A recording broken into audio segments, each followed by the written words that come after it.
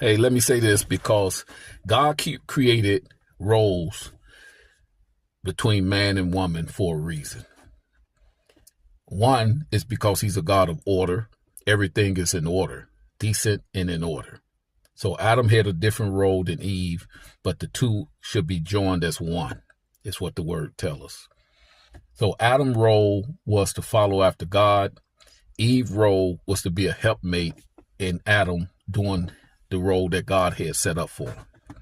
Now, there's people out there saying, well, I don't believe that. I don't believe that. You don't have to believe it. That's what it is, though. You can stay with your opinion, your views, and just stay by yourself. But Eve was created and called woman because she came from man. And she was created solely for the purpose of being a helpmate for Adam. That's the only reason. And I know that may be offensive to some, and that don't take away from your power. Eve had power, and that's why her power being misused is what created the biggest problems. She had power. She had power over Adam.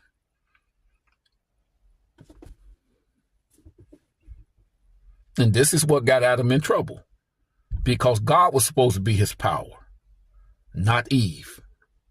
So she had power, or none of this would have took place. But Adam, God blamed him for the problem because he was the one supposed to lead. But we have now men that want to lead but not willing to stand. And I'm saying that as a man, I done made mistakes in my life.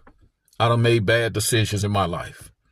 But at the end of the day, I know that God is the head and that I must stay connected to him to be who I'm supposed to be. That's totally aside from the role that the woman play. Man was not made for woman, but woman was made for man.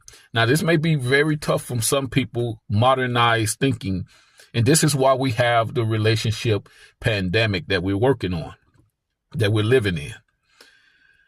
The woman is wired to nurture, to be a part of something, whether it be her husband, whether it be somebody at work, whether it be an activity, whether it be something she wants to be a part of.